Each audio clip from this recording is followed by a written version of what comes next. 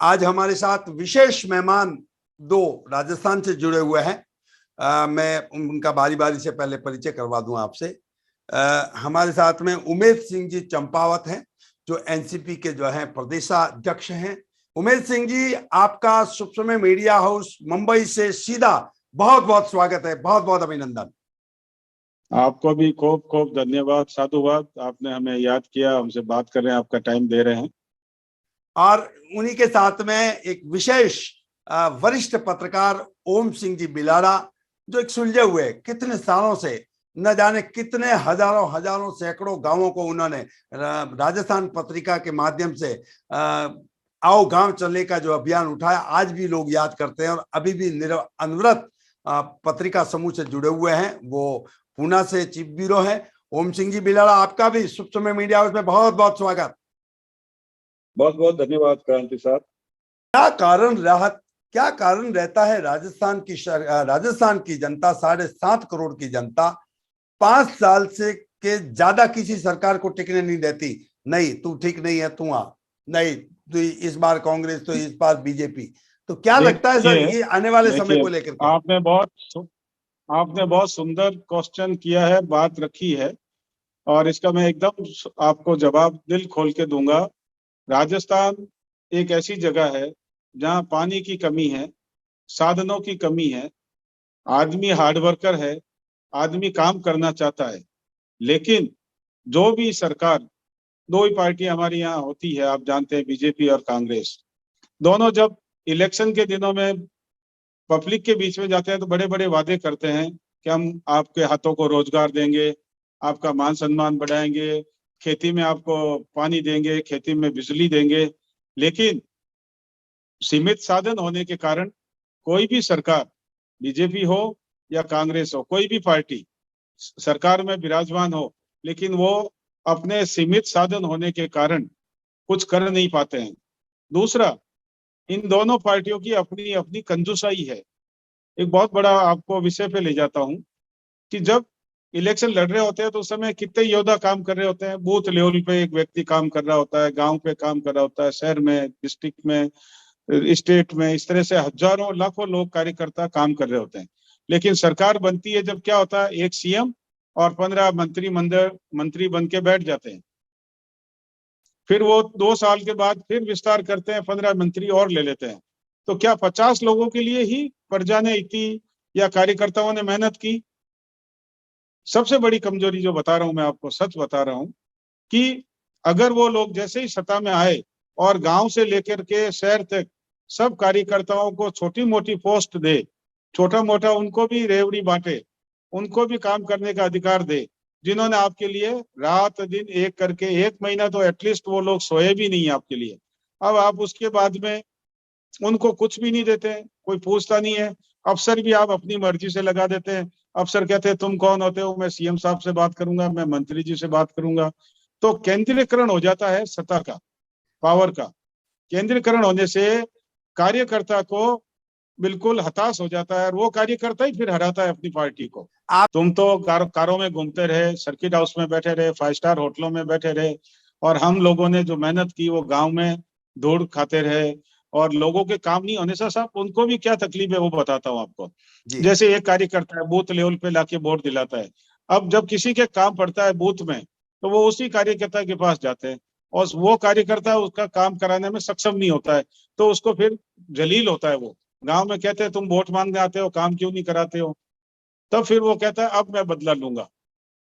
आप देखिए, अभी भी मैं कोई इनकी बुराई नहीं कर रहा हूँ, 3.5 साल हो गए हमारे राजस्थान में सरकार बने हुए, अभी तक जनता के पास कोई अधिकार नहीं गए। काम अच्छा कर रहे हैं, बहुत अच्छी बात है, लेकिन कार्यकर्ताओं के पास कोई अधिकार आज भी नहीं है। आपसे चंपावत साहब से जानना चाहूंगा कि पिछला जब चुनाव हुआ तब राजस्थान की जनता ने एक मुश्त बात कही थी, आवाज आई थी बात कि मोदी से बैर नहीं और वसुंधरा तेरी खैर नहीं। और ये राजस्थान की जनता ने कर दिखाया, ये राजस्थान की जनता ने कर दिखाया। तो वहां क्या लगता है, कहीं ना कहीं कोई न कोई सत्ता लोलुप था, कहीं ना कहीं लूट या लूप था कहीं? बिल्कुल सामने दिखता था, अहंकार में भर गए थे महारानी साहब। महारानी की तरह जी रहे थे। जबकि आप जन सेवक हो, जनता के वोट से बने हो, तो आप वो पुराने 100 साल पुराने अपनी महारानी वाली छवि लेके घूमते हो, तो जनता ने उसका बैर लेने का ठान लिया।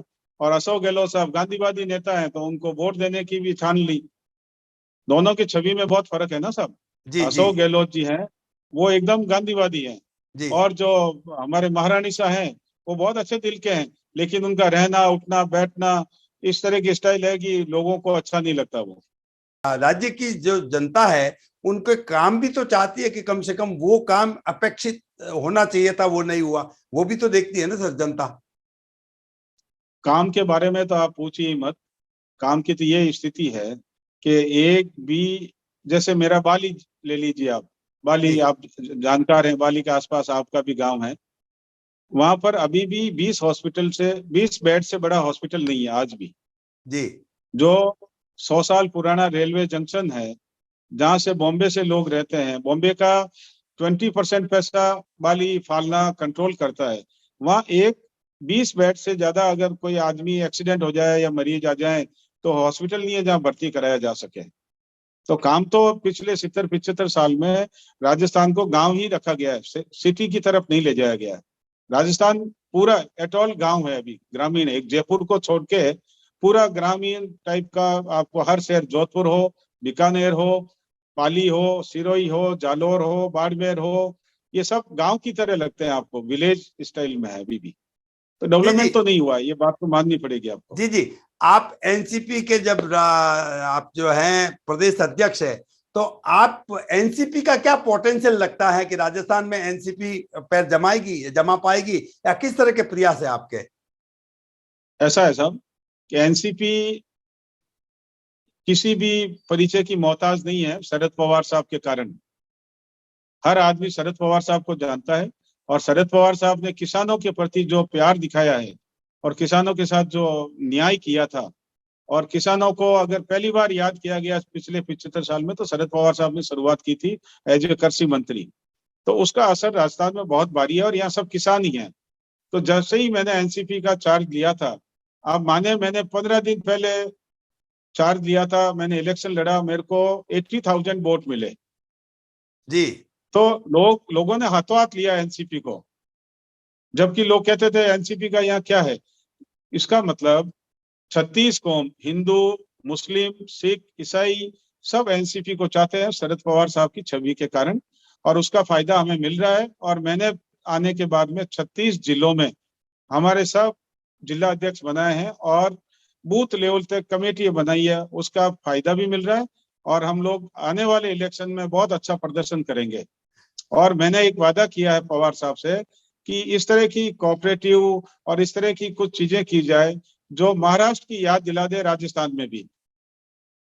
जी जी। आपने एक बहुत बड़ी बात कही कि आपने कहा कि आपके चुनाव को हर आज भी लोग याद करते हैं, जिस तरह से आपने जो जी फाइट किया था। लेकिन आपको जब 80,000 वोट मिले, तो चंपावत साहब, आपका खुद का व्यक्तिगत भी तो एक वहां पे वजूद है, उसकी वजह से भी तो आपको जो है इतना बड़ा ग्रेस मिला वोटिंग को लेकर के। नहीं, वो व्यक्तिगत भी वोट होते हैं, पार्टी के भी होते हैं, गठबंधन के भी होते हैं, ऐसा नहीं कह सकते एक आदमी के वोट होते हैं।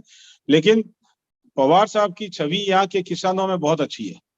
36 कौम में सब लोग एक्सेप्ट करते हैं उनको, तो उसका भी परिणाम में फर्क पड़ता है। और मेरी छवि तो मेरे पूर्वजों से है, तो उसका भी फायदा तो मुझे मिला ही है।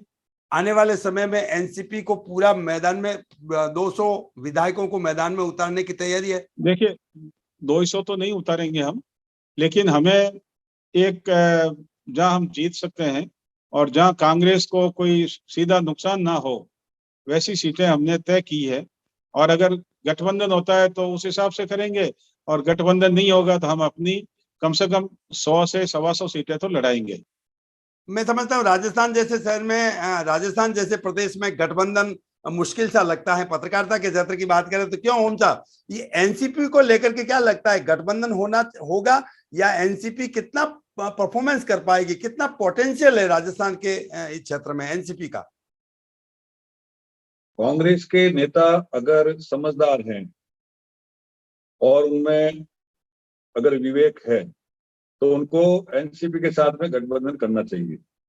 क्योंकि जी। शरद पवार जैसे, प्रफुल्ल पटेल भाई साहब जैसे बुद्धिमान लोग हैं, जिन्होंने यूपीए सरकार में रहकर गठबंधन के साथ में उन्होंने सरकार चलाई है और साथ में मिलकर उनका मंत्रिमंडल भी बना था। आज सहकारिता का पुरोधा अगर किसी को कहा जाए तो शरद पवार साहब है।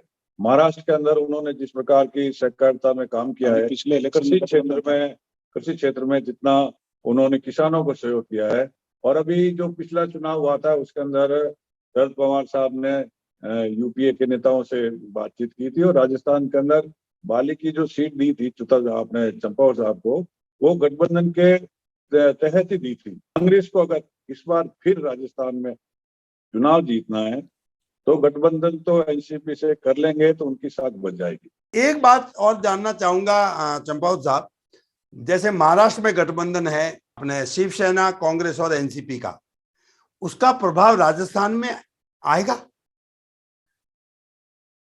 डेफिनेटली जब कोई भी व्यक्ति हो और सत्ता में रहता है तो हमारे देश की प्रजा जो है, जो वोटर्स हैं, वो दूर से देखते हैं कि वहाँ क्या काम कर रहे हैं वो, और जो अच्छे काम हो रहे हैं वहाँ उसका असर बहुत जल्दी पड़ता है। क्योंकि हमारे यहाँ से आप माने ना माने 20% जो युवा हैं वो सब महाराष्ट्र में कमा के खा रहे हैं, तो उनको महाराष्ट्र में उनका काम देखने का मौका मिल रहा है और उसी चीज को वो लेकर के बहुत उत्साहित होते हैं कि इस तरह की पार्टी एनसीपी, शरद पवार साहब की, प्रफुल्ल भाई पटेल साहब की पार्टी राजस्थान में आए और महाराष्ट्र बना दे हमारे को भी। तो उस भावनाओं से युवा लोग बहुत हमसे जुड़ रहे हैं। एक प्रश्न आपसे जानना चाहूंगा, आप जब प्रदेशाध्यक्ष है तो आपके मस्तिष्क में एक विजन रहता है, एक ब्लूप्रिंट रहती है कि राजस्थान कैसा होना चाहिए। आपको क्या लगता है कि राजस्थान में किस चीज की कमी है और राजस्थान में वो चीज हो तो पूरी जनता जो संतुष्ट हो जाए और आत्मनिर्भर बन जाए, राजस्थान जो विकास के मामले में ऊंचाई ले? आप क्या लगता है इन्फ्रास्ट्रक्चर की अगर हम बात करें?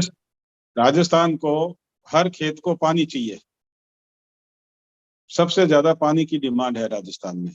अगर पानी हर खेत को हम दे दें, और बहुत इजी है वो काम जी, ये किसी ने पॉलिटिकली विल नहीं थी दोनों पार्टियों की इनकी जी, अगर पॉलिटिकली विल होती तो अभी तक हर खेत को पानी मिल सकता। हमारे पास इतनी नदियां, नहरें और हमारे हिस्से का पानी एक्स्ट्रा पड़ा है पूरे इंडिया में।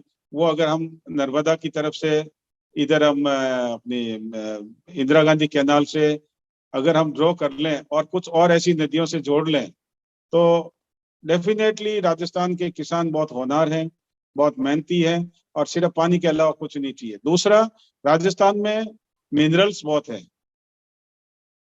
अगर कोई की पॉलिटिकली विल हो और बड़ी इंडस्ट्रीज, फैक्ट्रियां लाई जाए, जैसे स्टोन है जोधपुर में, जोधपुर को मैं देखना चाहता हूँ सूरत की तरह।